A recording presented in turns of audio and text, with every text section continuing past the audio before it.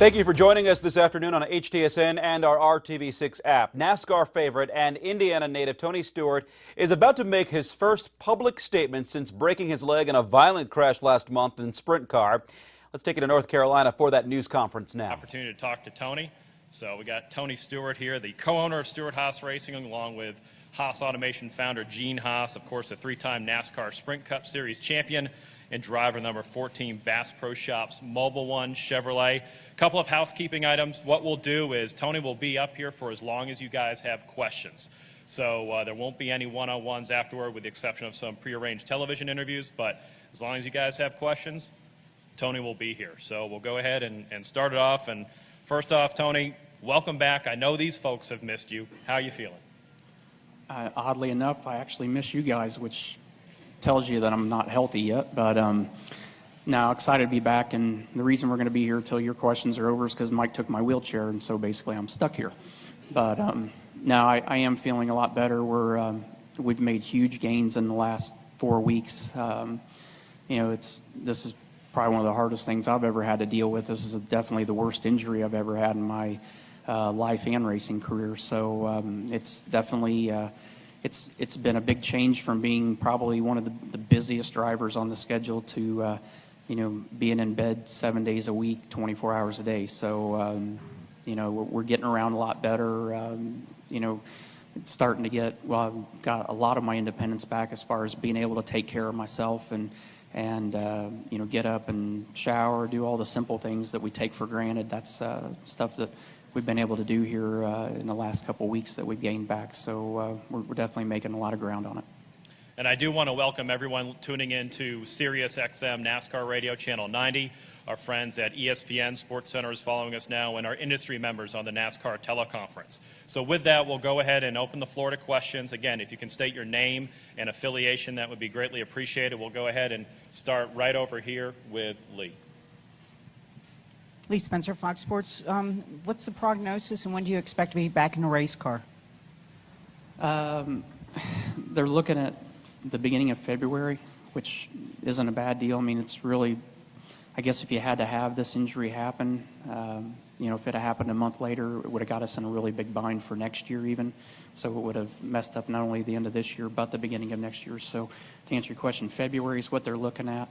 And then something that is part of this process, I've really been very vague with the doctors about what's going on and what's happening, what's going to happen a month down the road or 3 months down the road.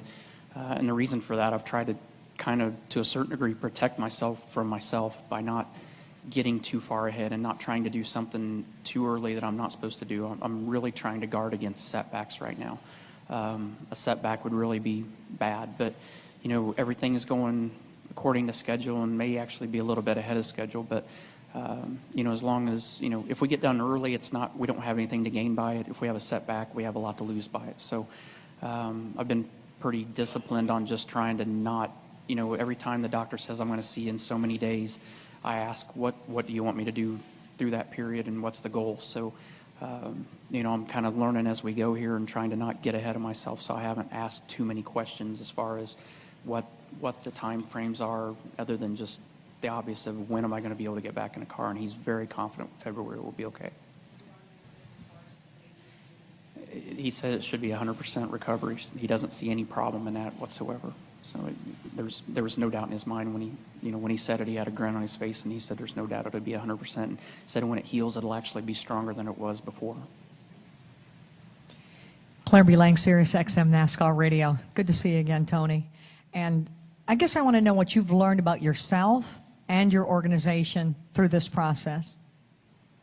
I don't know that I learned much about myself. I mean, I pretty much knew already that I could sleep 20 hours out of a 24-hour day going into this. But the team I've learned a lot about. I mean, the one thing, Greg Zipadelli, I can tell you this, when I heal, Greg Zipadelli is going to be the first one to try to kill me when I heal from this.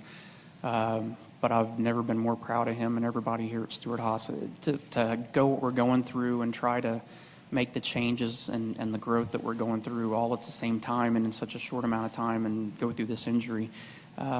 This team has stayed extremely focused, and I'm proud of the group we've got. I mean, I think I think everybody's just kind of said, this is the cards we're dealt. Now what's next and what do we do? Nobody sat there and were like, oh, this is doom and gloom. They're like, okay, what do we do next? How do we make the adjustment, and what's the plan going forward? So I've probably learned more about the team than I have myself, which I've been very impressed with. I think they've done a great job. Marty Smith, ESPN. When you were injured and you're sitting there in your own space, how much concern did you have about letting people down, your team and your employees and your sponsors and all the tentacles that come from Tony Stewart?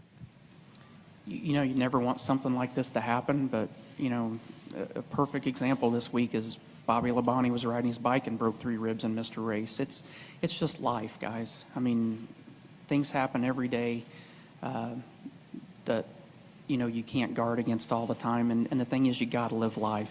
I mean, you can't spend your whole life trying to guard against something happening. If you do that, in my opinion, you've wasted your time. We're all here a short amount of time in the big picture. And if I'm somebody that wants to live life. I'm not somebody that wants to sit there and say, I got to guard against this and I got to worry about that. I mean, if I got in a race car and didn't wear a helmet, didn't wear seatbelts, then that would be dangerous, and that's being foolish. We don't do that. I mean, but I'm going to go live my life. I'm going to take full advantage of whatever time I got on this earth. I'm going to ride it out to the fullest, and I'm going to get my money's worth. You can bet your butt on that. Hi, Tony. Tom Jensen, FoxSports.com. Welcome back. We missed you too. Last week, Gene Haas was here talking about the 4th team, and he made a couple of jokes and comments about you guys weren't necessarily on the same page when he proposed the idea to you. Are you now? Have you guys worked through it? Are you excited about it? Where are you? Well, it wasn't as dramatic as he made it sound. When Gene came to me about the 4th team, he told me on a Monday, and then on Thursday I was told that they had a contract ready. So it definitely moved a lot faster, but in that time frame there were a lot of meetings in 3 days. And the biggest thing was having Greg Zipadelli sit there and say, we can do this and we can get it done in a time frame. And that was my concern. It wasn't that I was against the idea of what Gene had in mind. In all honesty, I thought, and you think about what role he's played in this company. I mean, ever since I've been a part of Stewart Haas with him, every year he's become more engaged than the year before. And for him to go out and take an opportunity like this to go find somebody like Kurt and do it in the time frame and make this happen in such a short amount of time has really been encouraging to me as his partner in this deal. It was just me getting caught up more than anything. And when he asked me about it, I wanted to make sure that we had the time. The timing is very tight, and we're going to have to get a lot done in a short amount of time to accomplish this.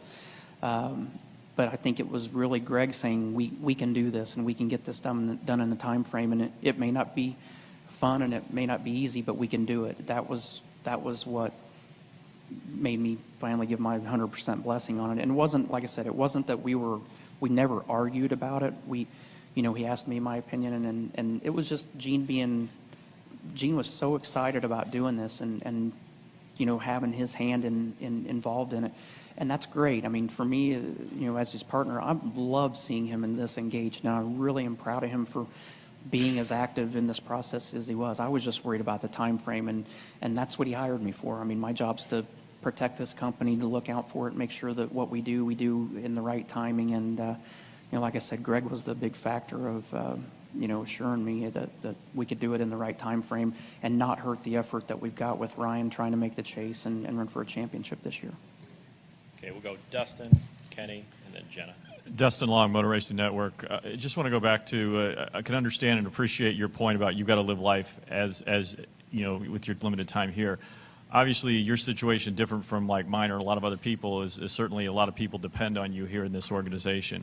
How does that responsibility, does it change? Does this incident make you rethink that to some degree in that balance between your responsibility to the folks in here to your right to do with whatever you want in your life? Has that changed? Well, it's saying that I'm going to live my life doesn't mean I can do anything I want, but you can go in there and ask those guys. None of those guys missed a day of work through this. Nobody's got a cut and paycheck. It hasn't changed their life as far as what they do and what their job and what their responsibilities are here. How my role in the company has definitely changed. But, you know, we got a guy out here that you couldn't ask for a better guy to come fill in, and having Mark and Arlene here, thank you guys. I appreciate you guys being here, first of all. That means a lot. But, you know, this company never stopped. I know what you're saying about the responsibility, but I mean, I've been a part of meetings for the last 3 weeks. You know, I haven't really missed work. I mean, the only part of my job that I've missed as far as responsibilities to this company is I haven't been in the race car. And granted, I'm not trying to downplay that, but you know, I'm going to go to Tallahassee, Florida tomorrow to a Bass Pro Shop appearance. I'm going to be in one in Richmond, Virginia on Thursday. I'm not missing work. I'll have missed one appearance since this has happened, and other than being out of the race car, that's all I've missed. That's all I've let down as far as my responsibilities. But, you know, like I've said before, I mean, if I got hit by a car on the street coming to the shop and this injury happened, I would still have missed the same thing. You know, you can't guard against everything. So as far as thinking about it, everything that I do, we sit there and try to make sure we're as safe about doing it as possible. And you know, it was an accident. It wasn't something that you know, it wasn't something that was pre-planned. It wasn't anything other than just an accident that happens just like anything else in life that happens out there, just like Bobby's deal this week. I mean, you know, that's why they call it accidents. Nobody does it on purpose. Kenny Bruce with NASCAR.com. Tony, first of all, it sounds like you're going to be in Richmond this weekend. I just wanted to see if that was the case, if you'd be at the track. And also, going forward, are there any more surgeries or anything like that planned with your leg? And what's the medical plan going forward? You know, when the accident happened on Monday night, they did surgery right away just to clean up the scenario as far as the bones, the tissue, the skin. There's a lot of skin damage in the accident, and so they got that all taken care of in Iowa, which I will say that from the time that the car stopped in the wreck to the time that I got to Eddie and Dana Jarvis's house, that's about as good a care as I possibly could have imagined ever would have happened. I mean, Jay Mercer was the first one to get to me at the race car, and he's actually a doctor, I believe, in South Dakota, and I've actually stayed in contact with him since. But he's got a very good medical staff that takes care of the racers at Houston Speedway in South Dakota, and they go down to Oskaloosa and help during Nationals Week. The care that his staff gave me at the track and all the way to the first hospital, and when we got to Des Moines and got to the hospital there, their staff and that first surgery went really, really well. They flew me back to Charlotte on Wednesday, 2 days after the first surgery. And on Thursday morning at 8 o'clock, I went in the second surgery, and that was to insert the titanium rod that's in my leg now. And that rod will stay in. So there's no anticipated extra surgeries after this. We're on the mend. They've actually, this past Wednesday, took out 90% of the stitches that were in the skin. The skin's healing really well.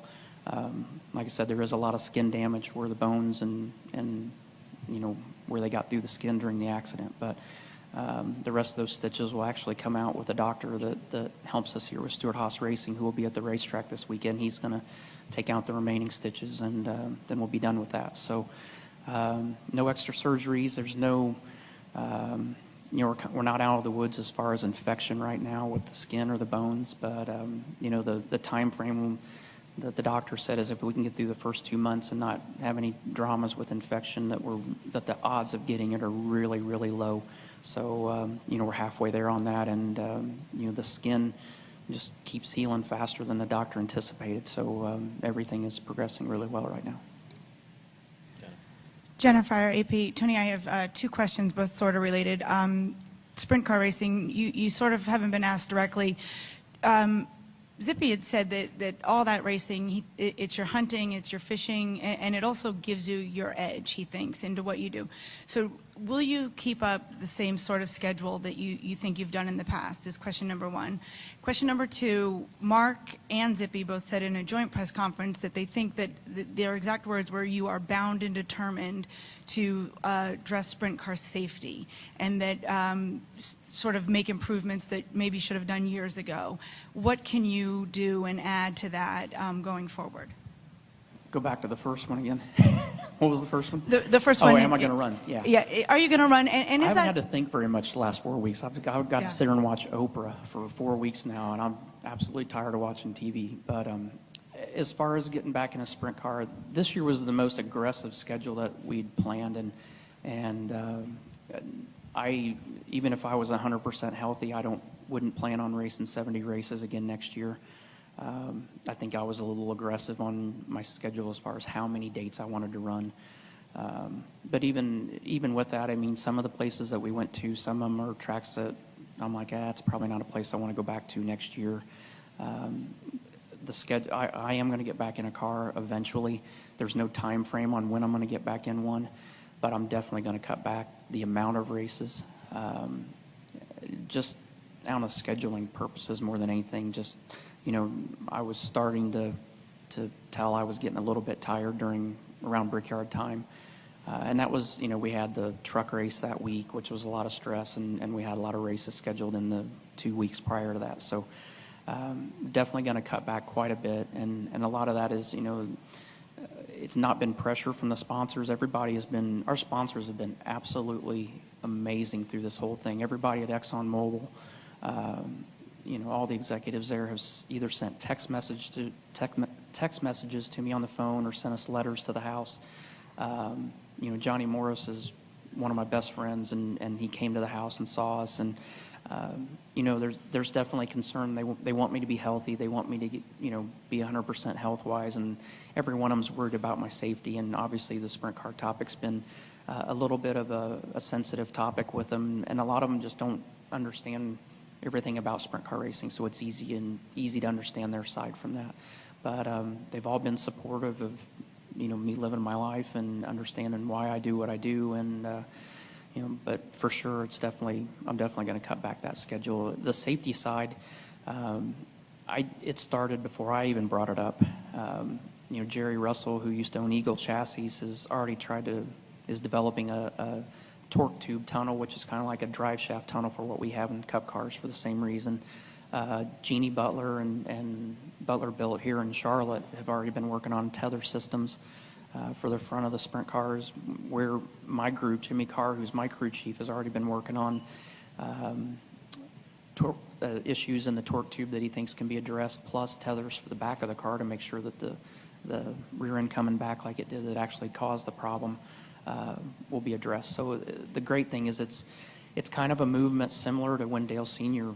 crashed and how it sparked the movement of safety in stock car racing. It's been really impressive to see how many companies and groups have really started looking at how can we make things better. And this wasn't a deal where it was a wore-out race car and wore-out parts and somebody that you question their maintenance program. And this was a brand new car that we had, and it was just the perfect storm and a freak accident that I've never even heard of what happened happening to anybody else as far as the actual injury and everything, as far as how it happened.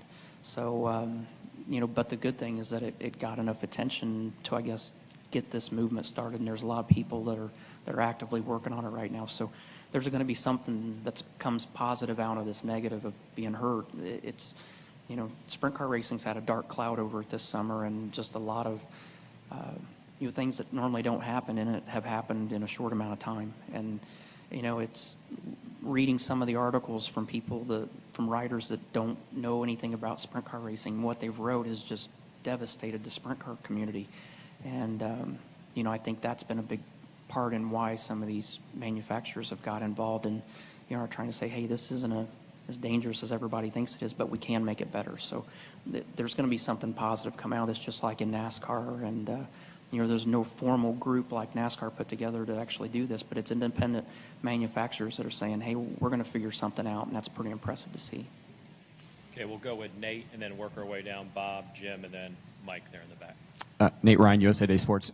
Tony, going back to what you said about the heightened engagement of Gene Haas, I just wanted to get your thoughts on this to be able to clarify. You said pretty emphatically at New Hampshire, no fourth car for next year, and then, of course, now while you were sidelined, all these things get set in motion to add this fourth car. Was that a conversation that you and Gene just maybe never had, that he would be willing to foot the bill and just pay out of his own pocket, whatever it would take, the millions it would take to start a fourth car? And were there any concerns about the perception of how that might look, that it all transpired while, as Gene Haas said, you were incapacitated? Have you guys had any conversations since the Kurt Busch announcement to talk about that?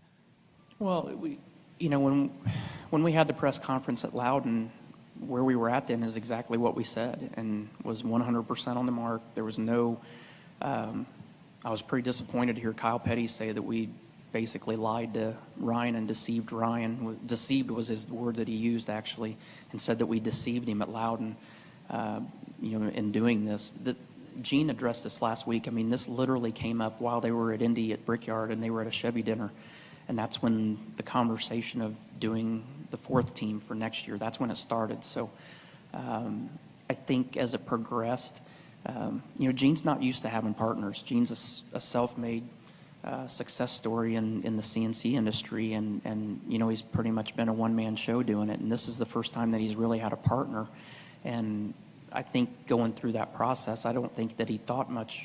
He just didn't think about talking to me about it till it got further along. And like I said, the Monday that they came, a week after my accident, was the first time that he talked to me about it. And granted, I was in the hospital the week before, so that's probably why he didn't talk to me about it sooner. But a lot happened in a very short amount of time. And that's why when he spoke to me about it was really the first opportunity that he had. It moved along very quickly. And like I said, my only concern was the fact of the sponsorship about it and the time frame of building the team. As far as having Kurt's a huge asset. I mean, he's a guy that can go to every racetrack and has the capability of going out and being fast and being able to possibly win the race every week at every discipline. So as far as having Kurt, having a fourth team, there was nothing in my mind when he said that discouraged me, because I knew from day one that Gene wanted this to be a four-car team eventually. I had no dream that he had it in mind for 2014 till 3 Mondays ago. So, but as far as how it was going to look, and especially to Ryan, I mean,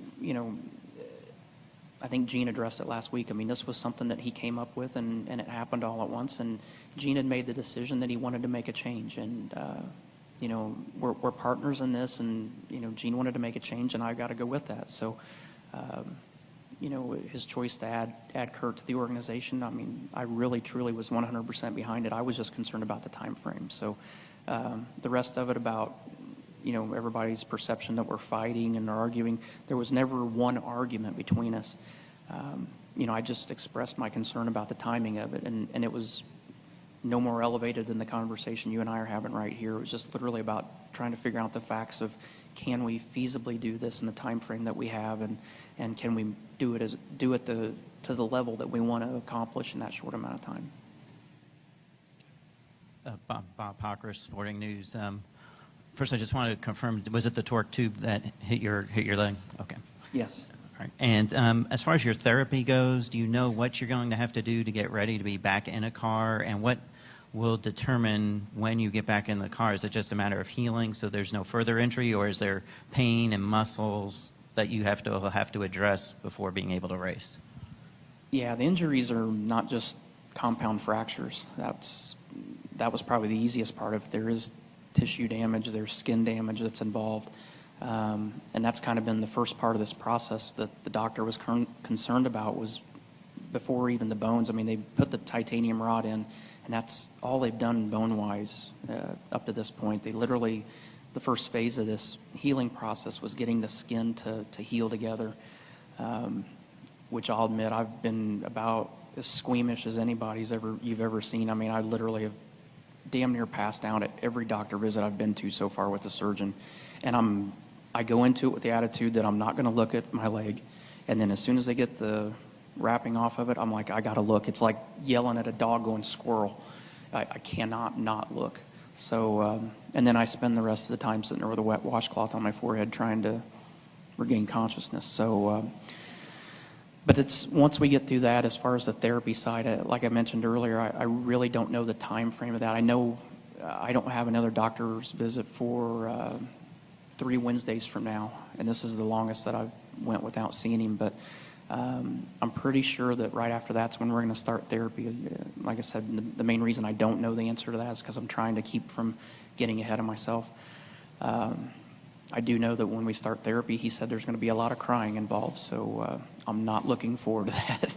But I am looking forward to being able to get up and walk around like I'm used to doing and getting around like I'm used to. So, and the biggest thing is I can't wait to get back in a race car.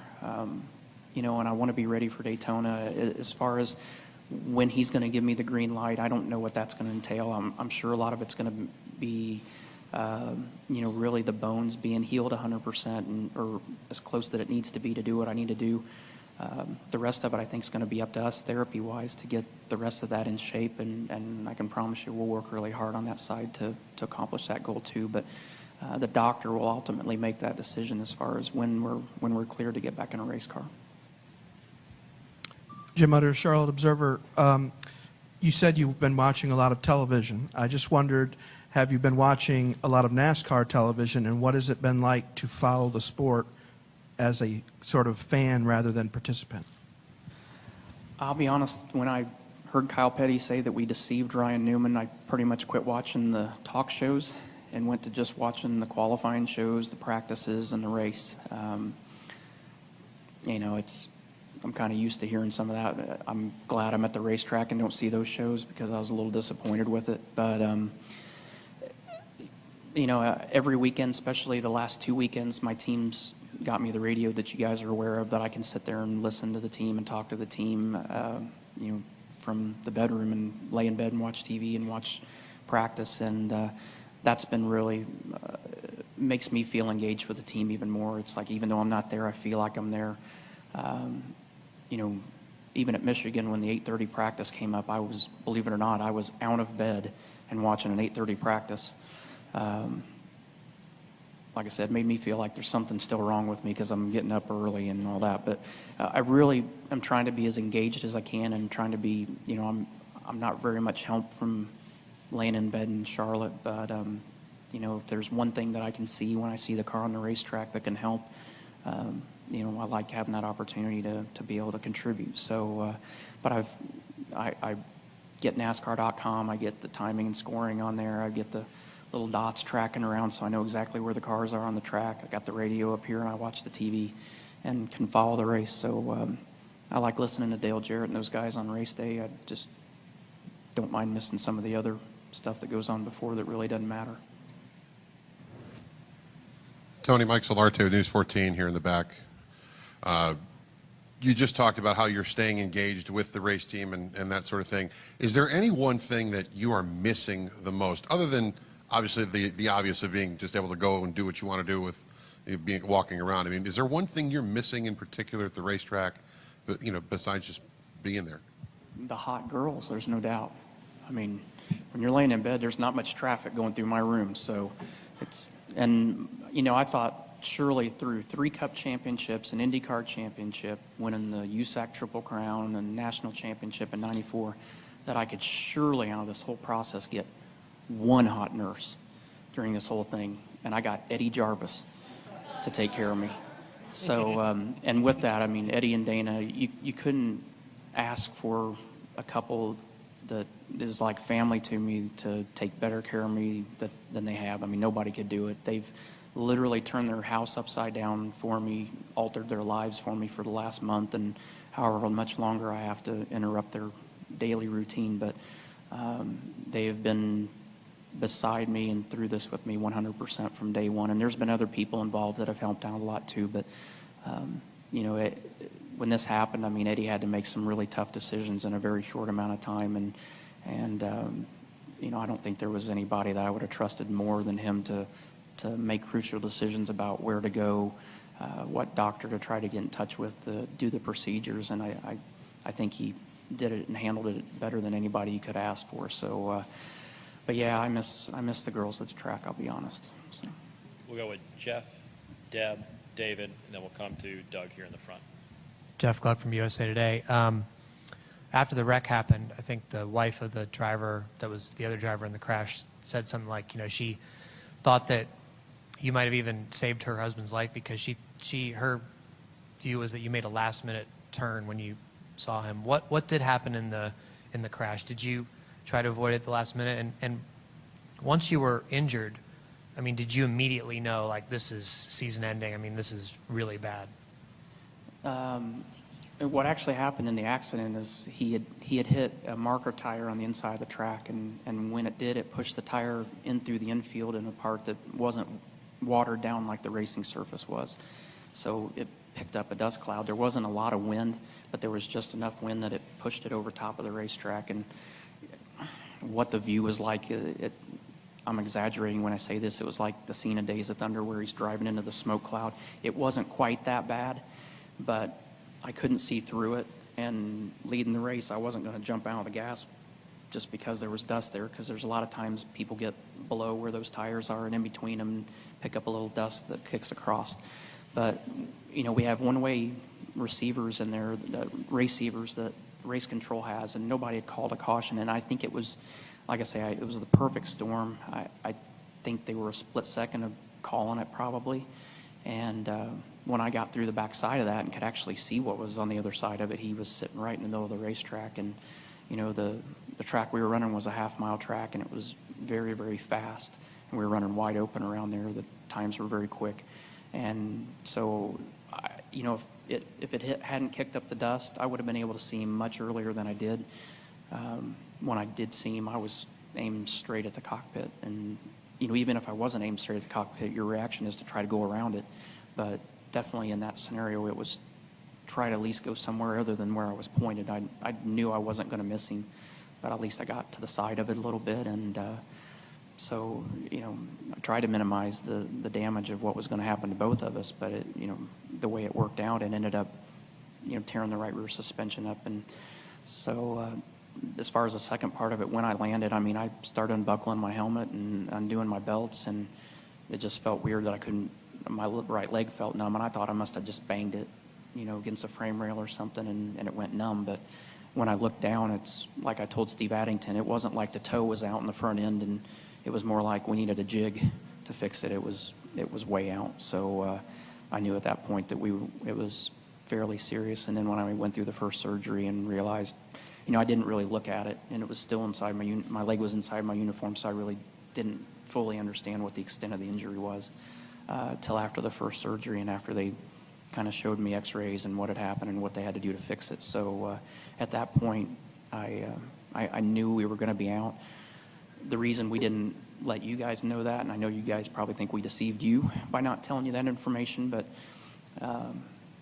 the reason for that was we had to make plans to not only figure out what we were going to do for the rest of the year driver-wise, but make a plan. And with Ryan, still trying to get Ryan in the chase at that point of trying to not have answers to who was going to be in the car yet, that would have been a lot of media attention and stress that the teams didn't need to have. It was already bad enough, and that was our way, I guess, of kind of making sure we had our ducks in a row before we let you guys know what was going on, so we had the answers to why we're doing what we're doing, and that way we could make it a little more cleaned up on our end from the media side of being able to keep you guys abreast of what was going on. But it did take some time to get all those details organized to know what the answers were going to be, so we had them when we met with you guys.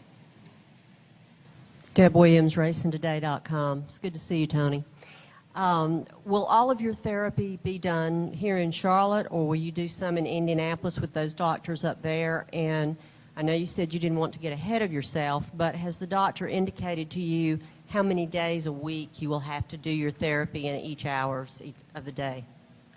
Honestly, that's part of my goal the rest of the week. We're kind of in this 3-week stretch here that he's kind of said you don't need to come back, but we're already starting to do some things with bands as far as trying to get range of motion in my foot and get stretching on both pulling my foot back and extension. So we've kind of somewhat started that. I'm not going to say that's my therapy yet, because I know it's going to be a hell of a lot harder than that. But like I said, not getting ahead of ourselves, I don't really have the answers to that yet, but I'm going to reach out to the doctor here in the next couple days and try to figure out exactly what the therapy schedule will be. And I think at the same time, that'll help me understand whether I'm able to do it from Indiana or whether I need to do it from Charlotte. We really don't know yet. I would like to do it from Indiana. I'm kind of ready to go home for a little bit. But at the same time, I've got a lot of responsibilities here. The biggest thing that I know from the doctor is that he said he did not want 2 therapists doing this, that he wanted one person that was dedicated to it through the whole process. And so that will dictate whether it's there or here. So, but we having to find out what that schedule is going to be will kind of help dictate where it's going to be as far as whether I need to stay down here or whether I'm going to be able to do it from home. But whatever he says and whatever we decide on, I mean, I'm not going to waver from it. If I don't get to go home and I get to do it from here, I got a 200-piece family here that doesn't mind seeing me every day. So either way, I'm going to be content doing it wherever we have to do it. David Caravello, NASCAR.com. Tony, I hear everything you're saying about Kurt being an asset and the conversations with Gene being just that. If you had been in a position to try to block this for logistical reasons, would you have or could you have? It's a good question. I really don't know because we've not been in that position, through the last 5 years. But, I think through this whole process, I think it's been a learning experience for Gene as well. I mean, we've not ever had to think about anything. I mean, for the last 5 years, I've ran Stewart Haas Racing, so I definitely welcome Gene being engaged like this, and I'm excited he wants to be a part of it. I think Gene realizes the value of the group that we have here now, and especially since his media session on last Tuesday. I think he really understands this a lot more and that there's a lot more involved in it. But he's a smart man and he understands what it takes to run a company, and I think he appreciates the job that Brett Fruit and Mike and Eddie and our group here really do and have done for the last 5 years. And I don't know, I think we would talk about it a lot more. I mean, he's definitely the guy that writes the checks, and if he decides he wants to do something, I'm pretty sure with the fact that he holds the checkbook that he gets kind of the final say of it. But I think he values our opinions now and understands why I was asking questions and cautious about the time frame of it. So I think he respects that a lot more since last week. Doug Rice, Performance Racing Network. With one race left to go in the regular season before we get to the chase, can you evaluate the performance of both the 39 and the 10 for the first 25 races? Well, I think on the 10 side, for sure. I mean, we all knew it was going to be a learning year. I was pretty impressed with Danica's race on Saturday. I mean, I know 21st isn't what she wants. Her standards and where she wants to be each week is much higher than my expectations are each week, but I thought she ran a really good race. And I think every week's just a learning week there. I don't think I'm definitely not judging her success by her finishing position. I'm judging it more by the Monday morning meetings and listening to her feedback and what she gained knowledge-wise out of each weekend versus the finishing position at the end of the day. I thought Ryan and Matt Borland, I think they've done a great job. I mean, we all got a really slow start to the year performance-wise. Here recently, obviously, Brickyard was huge. And, you look at the race Saturday night, I mean, if they don't get those last 2 cautions and it runs to the end, Ryan had a really, really strong shot at winning the race. The first restart got him back hemmed up in a spot that even made it tougher after the second restart. So, I know that wasn't what he wanted for a finish at the end of the day, but I mean, in all reality, that's the best he's run at Atlanta in a long time. So I really feel like they've gained a lot of momentum. We've used our 4 a lot of NASCAR tests that were allowed, and I think where there's been some teams that are in safer positions and already locked in to the chase already, they've saved some of those for these last 11 weeks. But where we were at the first third of the season and our strategy and Zippy's strategy of utilizing those tests a little earlier, I think that we're starting to see the results of that pay off.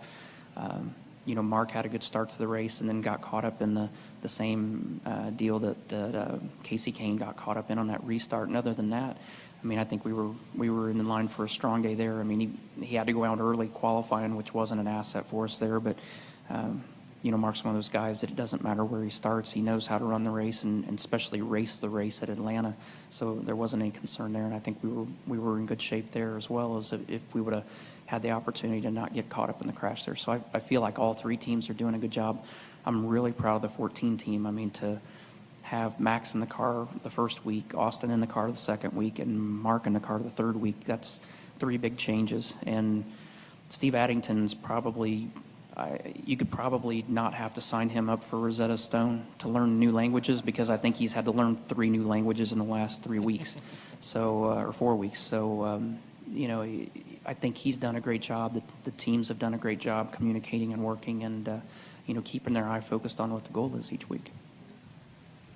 Hi, Tony. Tom Jensen, FoxSports.com. Assuming you're not back into the car till Daytona Speed Weeks, are you going to have Mark continue with the team into 14 to do the testing and development, or do you have somebody else that you're looking to bring in?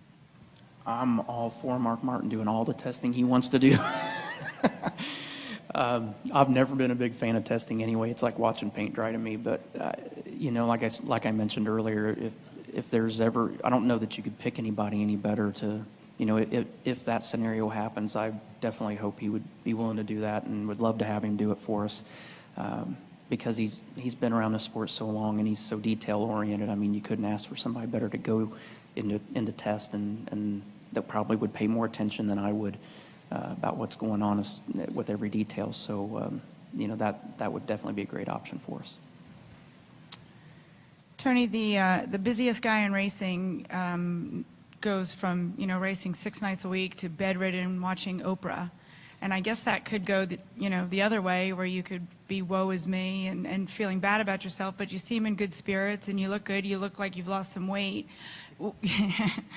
Yeah. That was the goal. Yeah. I mean, I thought, man, the only way I'm truly going to lose weight, because I'm not as dedicated as Mark is to the workout program. The only way I'm going to be able to do this is just, I'm going to have to break something. That's the only way I can lose weight. So. Yeah. So, you know, because that's something that I asked Ippy. I said, is the mental part of it going to be harder than the physical part? So how did you overcome that? And did being here in Charlotte and that steady stream of visitors, because a lot of guys said that they went to see you and that they found you in good spirits. I mean, did being in this community help you with that? Absolutely. You know, and something that was really overwhelming right off the bat was the first 36 hours after the accident happened. I couldn't even type a sentence on my phone to reply to text messages, but I had 850 text messages in the first 36 hours after the accident. And it was people, I mean, I got one 3 days ago from Mark Webber from Formula One saying, call me. I mean, I had a similar injury and we just hope you're feeling better. The outreach from people from IndyCar racing, sports car racing, NASCAR racing, the sprint car community, and the visitors that we had. I mean, there was a day that we had 9 straight hours of visitors, and I didn't have a 5-minute break in between any of those.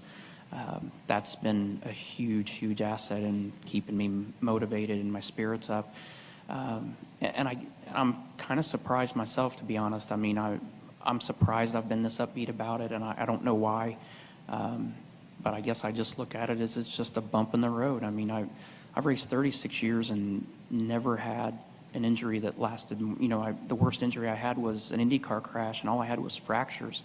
And there was no scars, there was, you know, no stitches, no anything that I had to look at. It was literally just waiting for it to heal enough that I was comfortable enough to even be in a car. But, you know, it's been surprising to me. I mean, to go 35 years and run all the hundreds of races and thousands of races we've run, and to finally have an injury, it's like this hadn't been a bad run of going without getting hurt. So, you know, it just seems like a small bump in the road. I guess if this was the 5th injury in a row that I'd had or something that put me out of a race car, I'd probably feel worse about it. But it's, you know, I'm one of those believers, everything happens for a reason. And, you know, I feel lucky that, I guess if it's going to happen, that the timing of it happened in a scenario where I'm not going to miss next year, I'm not going to miss a race. So, you know, it could have been a lot worse. I mean, physically it could have been a lot worse, but the scenario of everything else surrounding it could have been a lot worse than this. So it's, you know, it's not that bad. And you know, Daryl Gwynn came and saw me, and that's the one thing that he said he was really worried about, me emotionally getting down. And, you know, I spoke to him again this morning, and it just, you know, I guess a lot of people have been really surprised that we've been this upbeat about it, but it's, you know, got a lot of great friends and a lot of great friends that are drivers that I compete with each week that have been there to keep me pumped up.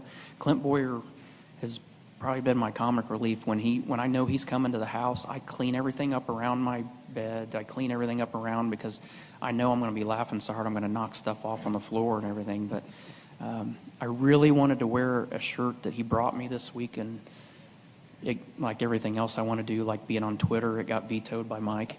But it's just a black T-shirt, and it's got like the guy that's on the restroom door, the little stick guy, and he's got 2 crutches and the right leg's broke on the guy. But on the top of that, it with 2 letters in front of it, it happens. And I thought, man, that's a perfect shirt to wear to this press conference today. But of course, Big Brother over there standing at the podium in his nice striped I just suit want over to keep there. you out of Twitter jail. Yeah, I've been thinking that Twitter's would have been a really good idea the last 4 weeks because I got a lot of time to think about stuff and talk and reply to things. But yeah, so I keep the battles that I keep losing, like you mentioned, whether Gene would actually trump everything. I'm still getting trumped by guys that I pay. So it's not really, my life really hasn't changed much. Marty, did you have one? Okay, Claire? I have 2 quick questions. Number one, we have a lot of folks listening on Sirius XM Live on NASCAR Radio, and all over it says # smoke will rise.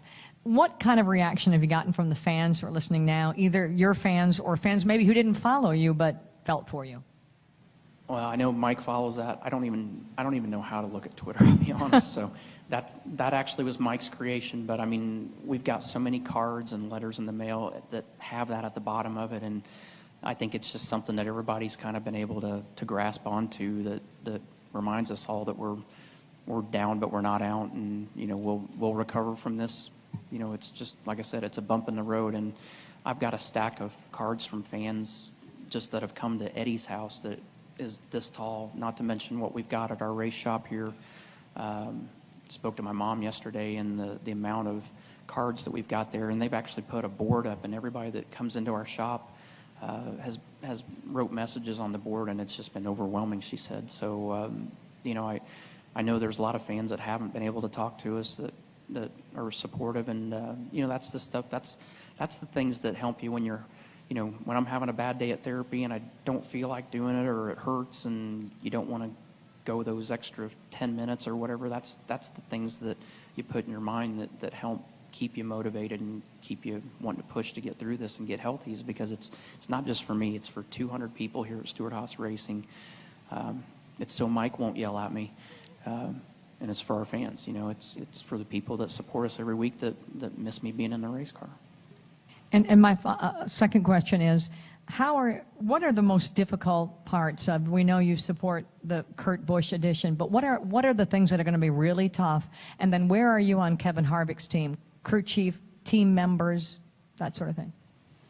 Well, we got a crew chief, and I think we're getting, I think he will dictate the crew members on that team like every crew chief always does. But, I think Zippy's more in tune with exactly the details of what all's going to have to happen to accommodate the 4th team, to get a lot of the new equipment that Gene wants to get through this process, and things that'll help not only his car but all of our cars. So that's more a question for Zippy as far as every aspect of what it's going to take to do it. My role through this, as well as healing, is to be a cheerleader and keep Zippy pumped up. Like I said, he can't wait for me to get healed up, because he wants to beat the crap out of me right now for getting him in this position. But he's been amazing through all this. I mean, he's this is a relatively new role. He's been in this role for 2 years now, but there's a lot that's going to be happening, and 2 winners in a row, we're not going to be on cruise control like you would. And I don't think any team ever's in cruise control in the winter. You're always pushing hard, but this is going to be a different year, just like last year was, of getting new cars done last year. Now it's going to be getting new equipment, making changes to the building, adding a second building on the lot next door. There's just a lot of stuff that's going to be new, and Zippy's really the spearhead of that whole thing, and going to be the guy that's going to organize and orchestrate that. So, again, like we mentioned when we did the press conference about hiring Zippy, I mean, there's nobody I trust more through this process than him. And literally, like when he said that he thought we could do this, and it wasn't going to be fun and it wasn't going to be easy, but we could do it, then that's what pushed me over the edge to say, okay, I'm in 100% with the timing of it. Let's do it. Yes. Yeah. I don't know that we've done any formal announcements on that, but yes, We just did. we just did. Welcome to Tony Doesn't Remember Protocol here. Reed Spencer with the NASCAR Wire Service. Tony, since the news of Kurt Busch came out, I was just wondering if you'd had a chance to have a heart-to-heart with Ryan, and are you guys okay at this point? Ryan and my relationship is still the same. Since this has happened last week, I really haven't had a time to sit down with a heart-to-heart. Obviously, you had a busy weekend with the Coke ride along last week and the dinner on Thursday and then Friday, Saturday, Sunday, and during the weekend, I want him to stay focused on what's going on. But, I think today we'll answer a lot of his questions, but I still will have a conversation with him about it.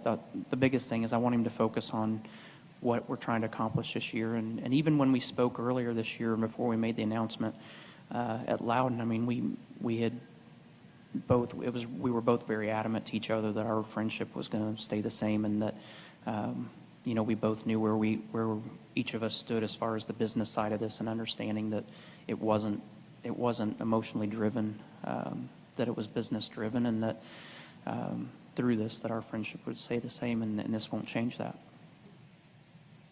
Dustin Long, Motor Racing Network. 2 questions. Tony, first off, in the immediate time after the accident, did you fear about losing your leg or the end of your career or something like that, because this sounds like such a dramatic injury? And secondly, you mentioned earlier about, kind of been running the team in essence for the last 5 years. Now as Gene is seemingly kind of becoming more involved in some sense, what kind of an adjustment is that in trying to learn how to work with, in essence, I guess, a 50-50 partner as they start to exert themselves a little bit more? Well, the great thing is, for 5 years I've done all the press conferences, all the meet and greets, and I welcome Gene doing some of these. I don't think there's a shot that he'll do that, but it's not really, I welcome that change. Like I said, I'm proud that I have a partner that wants to be engaged and has steadily done that for the last 5 years and become more engaged as this has gone on. That's a good sign. That's, for a guy that has a lot of responsibility of running a multi-million-dollar CNC business, he's emotionally vested in this as much as he is financially, and he keeps adding to that emotional side to it, which is great. It makes me feel good that I feel like we're making him proud, and that he wants to be more involved and more engaged in it, and that's a great thing. In any sport, if you can have an owner that is becoming as engaged as he is, I don't know that you can ask for a better scenario than that. So as far as it being an adjustment, there will be, and obviously the last 2 weeks, we sat with him last Monday and said, listen, what are you going to say when you go down there tomorrow? And he goes, I'll just wing it. I'm like, no, you can't do that. And speaking from experience, you can't just wing it down there when you get there. So he called me 2 days later and he goes, man, you were right. So, he read what was written and realizes that you got to think about it a little more than just shooting from the hip with it. But I think it's as much of an adjustment for him as it is for me. And but the good thing is we're both working for the same cause and the same results, and that side of it's pretty exciting.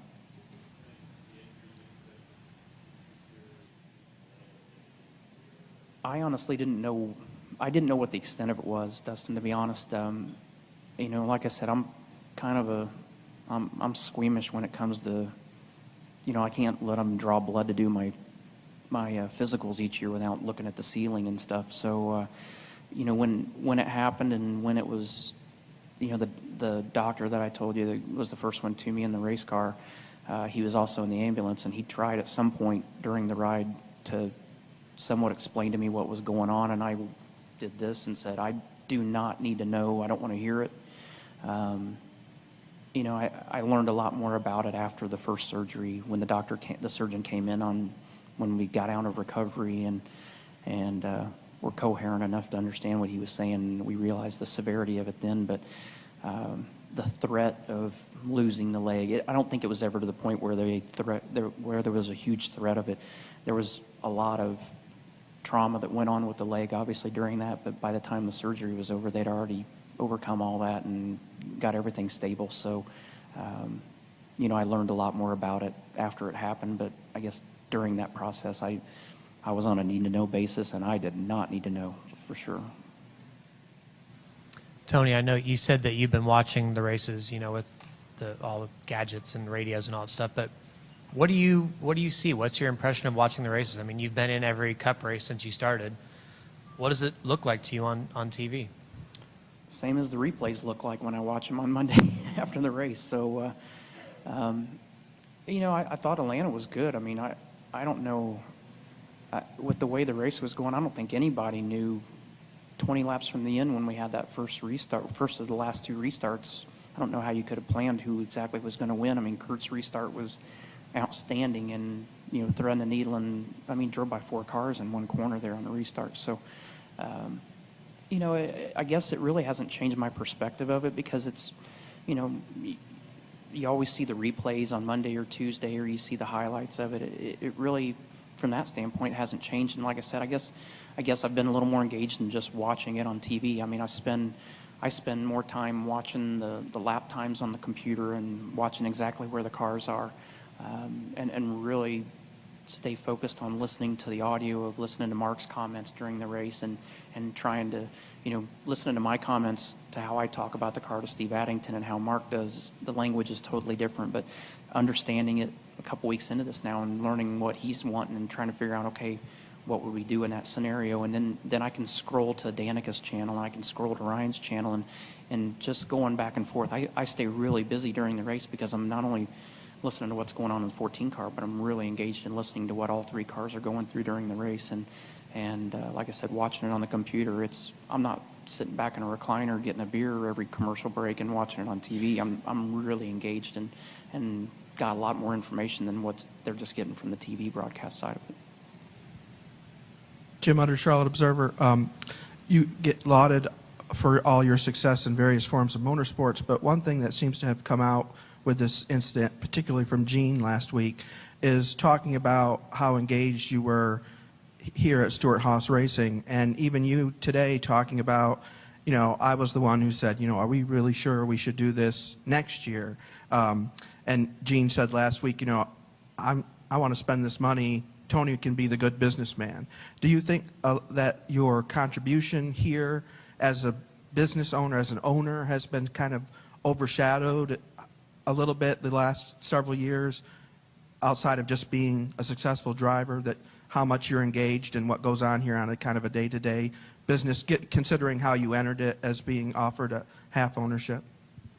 I don't think so. I mean, you know, I've got a great group of people here, and I got Brett Fruit, I got Eddie Jarvis, and we got Mike Verlander, Mike Arning. We've got a great group that run this business together. I don't run this business. There's a group that runs this business, and you know, that group's been intact for 5 years. And you know, the part that scared me when Gene and I spoke about all this is that for a split second, I was actually the adult in the conversation, and that probably scared me more than anything through the process, was that I actually was the one that used common sense and was like, wait, let's take a step back and think about this. And normally I'm the guy that's throwing the dart on the board and saying, if it hits yes, I'm full throttle and I'm out the door. So, but I think that's part of what, I think that's something that gained my respect with Gene a little bit, was that, you know, he's wanting to spend a lot of money right now to do this project, and it would be very easy for me to say, heck yes, and